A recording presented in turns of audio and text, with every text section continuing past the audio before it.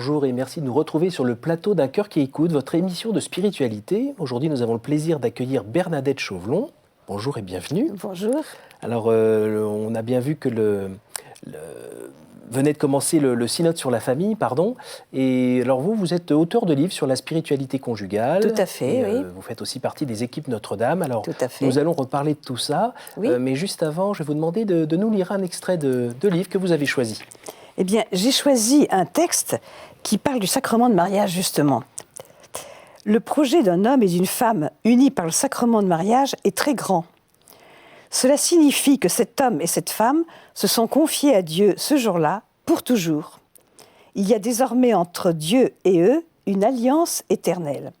Cette alliance qui a souvent été énoncée par Dieu lui-même, « Je serai leur Dieu et ils seront mon peuple ». Cette phrase ne s'adresse pas seulement au monde de l'Ancien Testament, mais elle signifie aussi « Je serai leur Dieu et ils seront un foyer que j'aimerai, que je remplirai de grâce, que je guiderai et qui sera témoigné de ma présence dans leur vie ».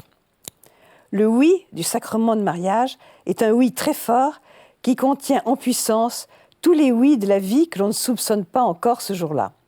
C'est justement cela, l'alliance. C'est d'abord la confiance que l'on met dans le Seigneur. Cela implique une confiance à deux en celui qui est notre Père du ciel, notre bon berger, un abandon à son amour. C'est aussi le bonheur de se savoir ses enfants. C'est donc d'abord une attitude de l'âme fortifiée par une promesse rassurante « Je suis avec vous jusqu'à la fin des temps ». En général, le oui des jeunes mariés est un oui très joyeux, bien sûr, le jour de leur mariage. Oui au bonheur d'être amoureux et de savoir qu'on va passer toute notre vie ensemble. Oui aux enfants qui viendront et que nous accueillerons avec joie. Mais cela signifie avant tout oui à la certitude de l'aide du Seigneur pour tout ce que la vie va nous apporter. Et cela est lourd de conséquences, car il n'y a pas de vie sans épreuve un jour ou l'autre. Cette confiance faite au Seigneur lors du sacrement de mariage est une force puissante pour toute la vie. Alors, en vous entendant, on peut dire que finalement vous êtes mariés à trois ? Tout à fait. C'est comme ça que je l'ai vécu, oui, tout à fait. Et il n'a jamais fait défaut ? Si, il y a eu des périodes difficiles, il y a eu des périodes très difficiles où j'ai eu l'impression que le Seigneur nous avait abandonnés, et puis c'est revenu, voilà, tout à fait. Alors, vous êtes donc mariés depuis, alors maintenant ça fait plus de 50 ans ? Oui, tout à fait, oui. Plus de 50 ans avec Bernard. Oui. Alors Bernard n'est plus sur Terre depuis une dizaine d'années, mais ça ne vous empêche pas d'avoir une vie spirituelle, conjugale durant toutes ces années. Ben oui, parce que pour moi, l'alliance que j'ai avec lui est une alliance éternelle. Oui. Alors, ça n'a pas commencé complètement sur des chapeaux de roue, la prière à deux ? Ah, la prière à deux, non. La prière à deux n'est quand même pas très facile dans un couple. On a essayé maintes et maintes fois, et maintes fois, ça a raté. Parce qu'il y a toutes sortes d'attitudes dans la prière, ne serait-ce parce qu'on change de voix, parce que, bon, quelquefois, ça me donnait le fou rire de l'entendre. C'est difficile de parler à Dieu devant son conjoint. Autant on peut dire ensemble « Notre Père » ou « Je vous salue Marie », ça n'engage pas tellement. Mais quand il faut parler du fond du cœur devant son conjoint, c'est extrêmement difficile. Et on a mis de très longues années. C'était une question d'éducation ? Non, c'est une question d'amour-propre. C'est très difficile de dévoiler devant quelqu'un son intimité spirituelle. Et alors, ce qui nous a fait démarrer, si je puis dire, c'est quand on a commencé à avoir les petits textes comme Prions en Église et qu'on a pu lire les textes du jour. Voilà, à ce moment-là, on travaillait tous les deux. C'était difficile, on partait à 8h le matin et on s'est dit, mais dans le fond, on pourrait se lever une demi-heure plus tôt pour lire ensemble les textes du jour. Et on a commencé à lire les textes du jour, on a commencé par l'Évangile, après ça le psaume, après ça le Saint-Paul, que nous aimons beaucoup. Et puis, petit à petit, après, une fois qu'on a lu ces textes, forcément, il y a une réaction qui se fait. On dit, tiens, j'ai aimé ça, j'ai aimé ça. Et puis, petit à petit, ça s'est transformé en prière. Et finalement, pendant de longues années, nous avons pu prier ensemble à partir des textes. Et je me rappelle que la veille de la mort de Bernard, c'était le texte de la Transfiguration. Il en a parlé longuement, on a prié longuement. Je le regardais, je me disais, mais comment est-ce qu'il peut sortir tout ça de lui, de son cœur ? J'étais en admiration. Je ne savais pas qu'il mourrait le lendemain, voilà. Alors, ce qui est étonnant dans ce que vous dites, c'est qu'il y a comme une sorte de gêne à dévoiler l'intimité de son cœur, mais en même temps, c'est à son mari, celui avec qui... Non, mais même, je peux dire que, et j'en ai parlé souvent avec d'autres couples qui m'ont dit la même chose. Il y a une gêne, oui. On y arrive, mais au début, il faut voir que ça rate. Parce que autant c'est facile de faire la prière avec les enfants, parce qu'ils disent ce qu'ils veulent, etc. Les couples, ils y arrivent tous. Mais la prière du couple, c'est beaucoup plus difficile. Et aujourd'hui, ça donne quoi, cette prière du couple ? Eh bien, ça donne que chaque fois que je prie, je me mets avec Bernard qui loue la gloire de Dieu, qui chante la gloire de Dieu, et que, par exemple, quand on est à la messe, quand on dit Gloria, gloire à Dieu au plus haut des cieux, je pense que ceux qui sont au plus haut des cieux disent gloire à Dieu avec nous. Quand on dit le Sanctus, in excelsis Deo, dans les plus hauts des cieux aussi, je pense que ceux qui sont au ciel chantent la gloire de Dieu avec nous. Donc là, vous êtes vraiment en communion avec lui, là. Ah, tout à fait, oui. Enfin, c'est comme ça que je le vis, hein. Je ne dis pas que tout le monde peut le vivre comme ça, mais c'est comme ça que je le vis. Et pour moi, c'est très important. Alors vous avez fait, et vous faites encore partie, des équipes Notre-Dame. Tout à fait. Dans les équipes Notre-Dame, il y a un aspect assez spécial qu'on appelle le DSA, le devoir de s'asseoir. Alors oui. C'est ce moment où on est tous les deux et, allez, on va dire qu'on met un peu les cartes sur la table et on parle, oui. Mais ça ne se fait qu'avec la prière avant. Je suis tout à fait d'accord. Alors, je trouve que c'est, même uniquement psychologiquement, c'est extrêmement important dans un couple de prendre du temps pour se parler. Et bon, ça peut se faire avec une prière auparavant, bien sûr, si on est chrétien, mais je pense que d'une manière générale, tout couple, quel qu'il soit, même s'il n'est pas chrétien du tout, doit pouvoir prendre le temps de se parler dans un moment, je dirais, un peu festif, un peu joyeux. Ça peut être au cours d'un bon repas, on peut mettre une bougie, on peut mettre des fleurs, on peut le faire comme une espèce de fête de se rencontrer. Et si un couple qui ne prend pas le temps de se rencontrer, qui passe sa vie à faire les courses, le ménage, les enfants et tout, ce couple, il n'avance pas. Il n'avance pas parce qu'il ne prend pas le temps de se parler en profondeur. Et qu'est-ce que change la prière qui est faite juste avant ? Ah bah parce qu'on se met devant le Seigneur. On se met devant le Seigneur, mais on peut aussi imaginer que des couples qui ne sont pas chrétiens ou qui ne se mettent pas devant le Seigneur puissent avoir le bonheur de se parler en profondeur. Alors, est-ce que justement de se mettre devant le Seigneur avant, ça permet justement ça permet déjà quand on vide son sac, de ne pas le vider sur la tête de l'autre ? Exactement, ça permet déjà de ne pas s'engueuler, enfin de ne pas se disputer, disons. Parce que ça peut arriver, hein. Parce qu'on vide son sac, on dit « Oh, tu m'as dit ça et moi je t'ai dit ça. » Oh, voilà, il faut faire attention que ce n'est pas un règlement de compte. C'est une feuille de route qu'on se dit, ben voilà, pendant un mois, voilà notre feuille de route. Il faut que ce soit positif, il ne faut pas que ce soit négatif, dire oui, c'est ça. Alors, qu'est-ce que les équipes Notre-Dame vous ont apporté dans votre vie spirituelle conjugale ? Ah ben énormément. Énormément. D'abord, elles nous ont appris, comme je l'ai dit tout à l'heure, à lire les textes ensemble et à vouloir que notre couple soit éclairé par l'Évangile. Voilà, c'est ça, c'est l'Évangile. C'était très important que notre couple soit éclairé par l'Évangile, avec toutes les conséquences que ça représente d'être un peu au service de tous ceux qui sont autour de nous, à commencer par l'accueil. Parce que je trouve qu'un couple chrétien, la première chose, c'est l'accueil, mais un accueil simple, un accueil très simple. Et nous avons été marqués dans notre jeunesse. On était jeunes mariés, on venait de se marier, on était étudiants, et nous ne pouvions pas recevoir chez nous. Et nous avons été invités tous les dimanches, on était à Marseille, dans une ville où nous ne connaissions personne. Nous avons été invités tous les dimanches par un couple qui avait 6 enfants, qui était débordé de travail, et qui nous invitait avec des pommes de terre bouillies et une tranche de jambon. Et on a trouvé que c'était tellement simple comme accueil. Et alors après, avec eux, c'était le moment où il y avait les psaumes de Gélineau, on chantait les psaumes de Gélineau ensemble. Ça nous a marqué toute la vie, et nous avons toujours beaucoup accueilli, mais d'une manière toujours extrêmement simple. Oui, parce que vous avez eu donc évidemment des enfants, une vie bien remplie, et qu'on voit aujourd'hui, d'ailleurs, vous le voyez avec vos propres enfants, le temps est vraiment quelque chose de rare. Donc, comment accueillir dans ces vies qui débordent de partout ? On accueille avec son cœur. On partage le repas, on accueille avec son cœur. C'est comme ça que nous l'avons vécu, et on a essayé d'être un petit peu au service des uns et des autres, au nom de l'Évangile, voilà. Et vous pensez que ça a changé quelque chose dans votre vie, dans votre couple ? Oui. Ah ben oui, Quoi ? Ça nous a donné une ouverture sur les autres. Oui, ça nous a donné une ouverture sur les autres et à leurs besoins, à leur écoute. Oui. Comment définisseriez-vous la spiritualité conjugale ? C'est un mot que j'aime pas trop parce que je trouve qu'il fait un peu austère.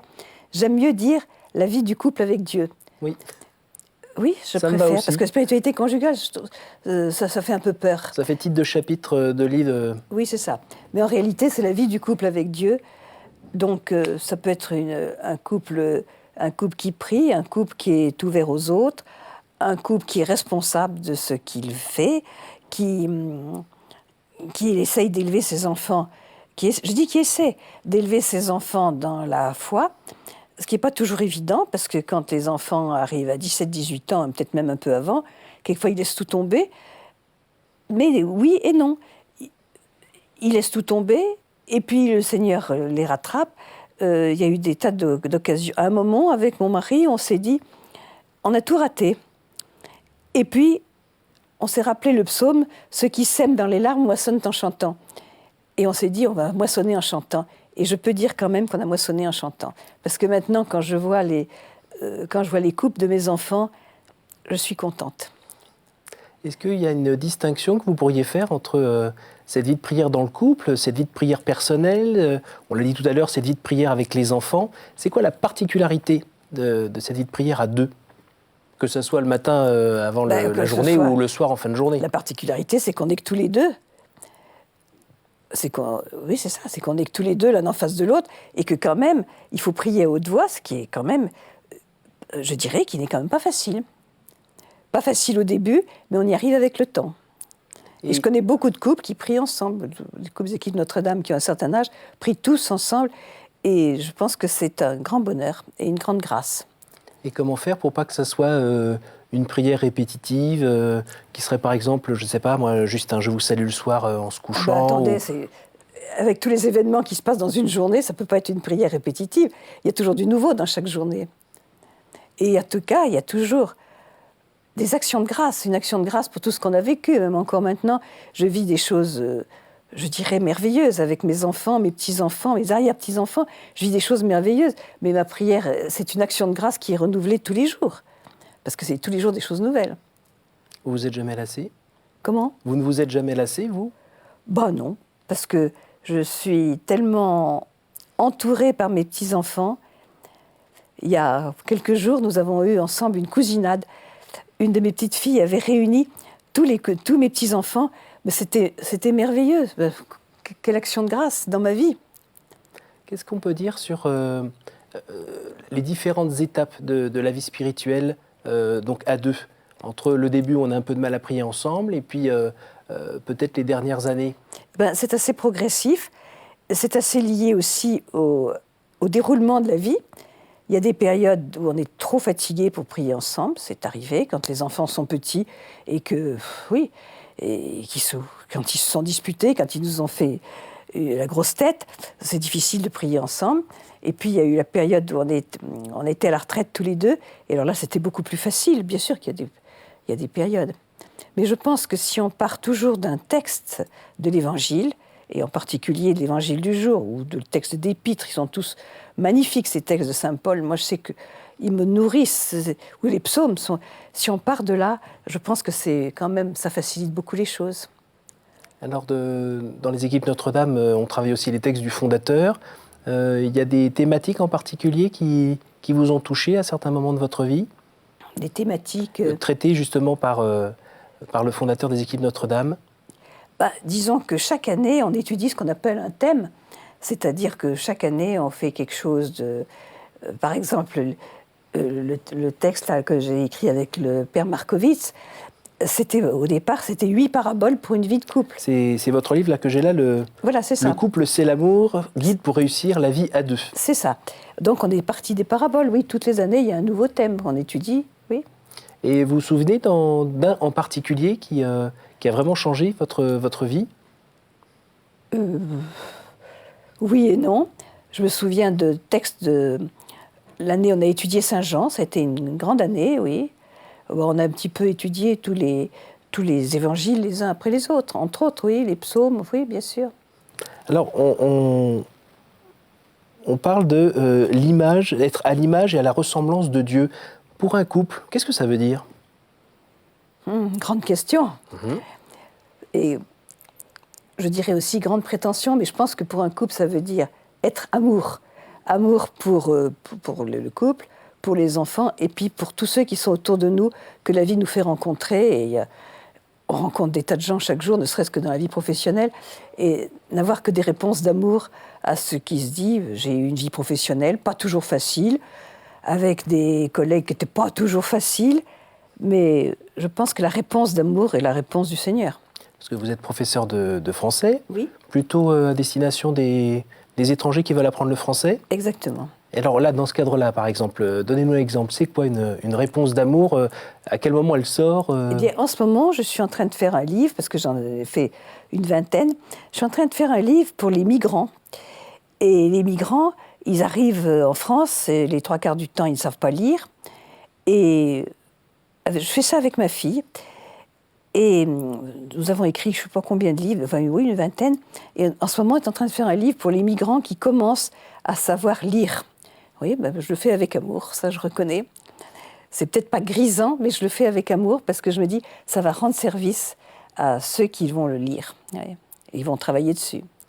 Et où est-ce que vous puisez justement cet amour de l'autre qui fait que vous allez au-delà de ma vie, de votre égoïsme, de vos mesquineries? Dans ma vie dans le Seigneur, dans ma vie en Dieu, dans les évangiles.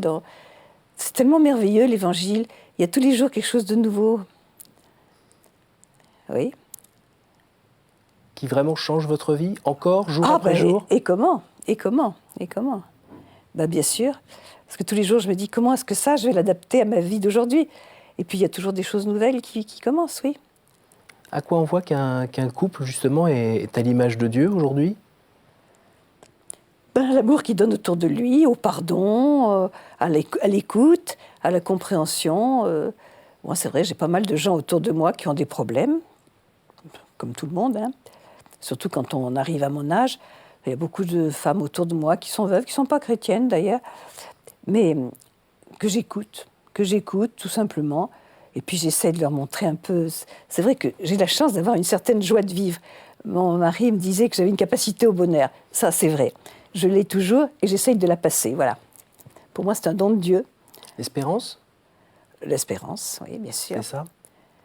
L'espérance que mes amis ne comprennent pas toujours, d'ailleurs. Elles me disent, oui, bon, enfin, ça m'est égal, je la donne quand même. Alors ce trésor que vous avez, cette découverte de votre, on le disait tout à l'heure, spiritualité conjugale, c'est pas la bonne expression, Oui. mais de cette vie de prière à deux, vous en avez parlé dans vos livres, on va revenir dessus, mais est-ce que vous avez réussi à la transmettre dans votre famille, je sais pas moi, à des frères et sœurs ou à vos enfants, vos petits-enfants? Non, frère, sûrement pas. Non, mon frère est athée et fier de l'être. Non, je pense que j'ai transmis à mes enfants. Je pense que j'ai transmis à mes enfants. Mes petits-enfants, peut-être pas, parce que comme mes petits-enfants, mes arrière-petits-enfants ne sont pas baptisés, donc ce n'est pas allé jusque-là. Mais je pense que mes enfants ont compris combien la vie chrétienne, combien l'Évangile avait été important dans notre vie, et qu'il l'est toujours dans la mienne, et bien entendu. Alors on connaît le souci d'une mère, justement, de vouloir transmettre le meilleur à ses enfants. Et là, comment vous avez fait? Ça se transmet comment? Rien d'extraordinaire. J'ai vécu ma vie comme ça. Non, rien d'extraordinaire. Non, pas des grandes paroles, parce qu'ils n'écoutent pas. Non, mais une façon de vivre. Une façon de vivre. Et actuellement, je sais que mes petits-enfants me disent souvent « Oh, mais avec tout l'amour que tu donnes autour de toi, pour moi, c'est important. » Par exemple, ça se manifeste. Je les réunis toujours pour Noël. Je leur fais toujours un conte de Noël qui leur fait plaisir. Je leur fais une belle fête pour Noël. Je les réunis de temps en temps. Et puis alors, ils viennent souvent chez moi. Parce que comme j'habite Paris, que beaucoup sont en province, eh ben, ils viennent chez moi parce qu'ils viennent à Paris pour des raisons diverses. Ils viennent coucher chez moi. Et pour moi, c'est un bonheur de les recevoir, un bonheur de les attendre. Et voilà. Alors on est en plein synode pour la famille. On voit bien que ce que vous vivez, ce n'est pas ce qui est vécu par beaucoup de couples en France. Sans vouloir être insultant, vous êtes un peu dans les derniers des Mohicans, apparemment. C'est le sentiment que vous avez? Un couple catholique qui s'aime, avec des enfants à qui ils ont réussi à transmettre... Eh bien, c'est le bonheur. Que vous dire de plus? Des petits-enfants qui m'aiment, des enfants qui m'aiment, qui m'entourent. C'est le bonheur. Que voulez-vous de plus? Et quand vous regardez un petit peu les statistiques sur les couples en France qui se séparent, que ce soit en ville ou à la campagne, avec des chiffres ahurissants, 1 sur 2, 1 sur 3. Mais ça me fait beaucoup de chagrin, parce que je me dis qu'ils ont passé à côté du bonheur, parce que dans tout couple, il y a des épreuves, dans tout couple, il y a des périodes difficiles. Nous-mêmes, on a passé des périodes très difficiles. Mais cette facilité de divorcer maintenant est catastrophique pour les enfants. Comment voulez-vous que des enfants fassent un bon couple si leurs parents ont divorcé ? C'est une fin de société, à mon avis, qui est douloureuse. Alors, bien sûr, il y a encore des couples qui peuvent témoigner de leur amour, mais maintenant, ça reste rare quand même. Hein. Alors, comment vous expliquez autrement cette facilité justement à se séparer, mis à part que justement les personnes qui se séparent aujourd'hui ont eu des parents qui sont aussi séparés. Vous voyez une autre explication à cette débandade ? Il y a une dégradation de la société, une dégradation, oui, de la famille. La famille n'est plus aussi importante qu'elle a pu l'être pour nous. Oui. Alors, je ne veux pas porter de jugement d'ailleurs, parce que j'imagine que si les gens divorcent, c'est qu'ils ne peuvent pas faire autrement. Donc je ne veux pas porter de jugement qui serait négatif, mais quand même, je trouve que quand il y a difficulté dans un couple, on peut essayer de réfléchir ensemble comment arriver à les enrayer, plutôt que de se dire tout de suite on se sépare. Alors vous avez écrit plusieurs livres, donc j'en ai un sur les genoux, Le couple c'est l'amour, guide pour réussir la vie à deux. Il y en a encore un là qui est sorti il n'y a pas très très longtemps. Vous voulez nous en dire un petit mot ? C'est un livre c'est une double biographie d'Élisabeth et Félix Le Serre que personne ne connaissait. Moi-même, quand on m'a demandé d'écrire ce livre, ces éditions du Cerf qui me l'ont demandé, je ne les connaissais pas. Et puis, je me suis émerveillée de voir ce qu'avait été ce couple. Au départ, une famille très chrétienne, une jeune femme très chrétienne, Élisabeth, qui apprit seulement la veille de son mariage. Son mari était d'une famille chrétienne, mais enfin bon, il ne lui avait pas dit. La veille de son mariage, il lui a appris qu'il était anticlérical, du gouvernement Combes, qu'il était franc-maçon, etc. Alors, je ne sais pas ce qu'elle a pensé le jour de son mariage. Ils ont fait un mariage tout à fait chrétien à Saint-Germain-des-Prés. Et puis, après, il n'a eu qu'une idée, c'est de lui faire perdre la foi.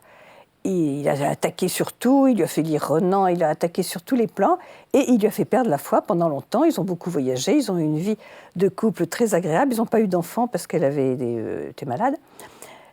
Et ils ont eu une vie de couple très agréable, très unie. Et puis Élisabeth est morte, et lui, il était inconsolable.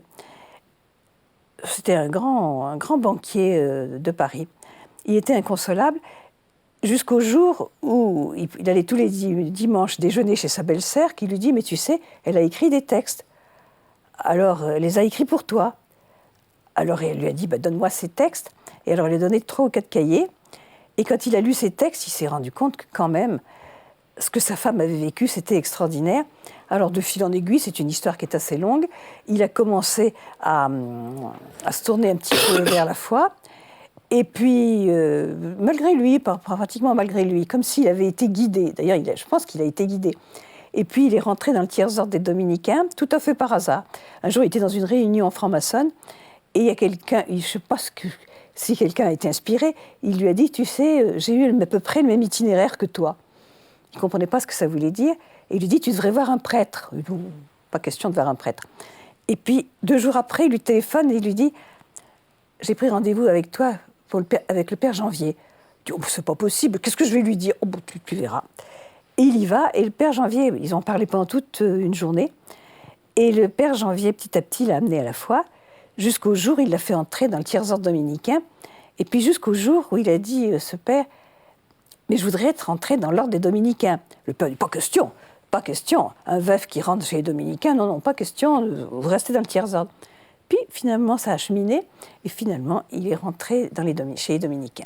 Alors, je vous coupe parce que c'est la fin de l'émission, mais surtout pour que les gens aillent plutôt lire le livre, pour lire la suite. Oui, alors ça s'appelle « Élisabeth et Félix Le Serre, itinéraire spirituel d'un couple », c'était édité aux éditions Artege. Alors, pour finir l'émission, j'ai 3 questions rituelles à vous poser. Quel conseil donneriez-vous à quelqu'un qui vous dirait « J'ai envie de rencontrer Dieu, par quoi dois-je commencer ?» Moi, je dirais par lire l'Évangile. Il y a des textes tellement beaux dans l'Évangile, en particulier le discours après la scène dans l'Évangile de Saint Jean. C'est tellement beau que je ne vois pas comment on peut y résister. Quel est votre héros, votre saint, la personne que vous trouvez admirable ? Il y a beaucoup de gens que je trouve admirables, mais je pense quelquefois à ma petite patronne Bernadette de Lourdes, que je trouve belle dans sa simplicité, dans sa naïveté et dans sa foi. Alors au jour du jugement, qu'aimeriez-vous que Dieu vous dise à vous, Bernadette ? Écoutez, moi le jour du jugement, je ne l'imagine pas comme un jugement, j'imagine comme l'enfant prodigue qui arrive vers son père, et son père qui lui tend les bras et qui l'accueille. C'est comme ça que je me vois arriver au paradis. Ça fait envie. Mais écoutez, merci beaucoup Bernadette pour ce partage. Non, c'est moi qui vous remercie. Alors je rappelle que donc, vous êtes l'auteur de plein de livres, dont les 2 derniers dont vous venez de nous parler, notamment Le couple c'est l'amour, guide pour réussir la vie à 2. Et puis aussi, j'ai écrit avec mon mari L'aventure du mariage chrétien, qui a été notre joie, ça a été notre joie d'écrire ce livre, et qui a été un best-seller, ou qui est encore un best-seller, parce qu'on l'offre souvent en cadeau de mariage, et c'est toute de la spiritualité conjugale qui est dedans, avec des choses très concrètes. Merci beaucoup Bernadette. Vous pourrez revoir ce programme et le partager sur ktotv.com. Merci à vous tous pour votre fidélité. Rendez-vous la semaine prochaine.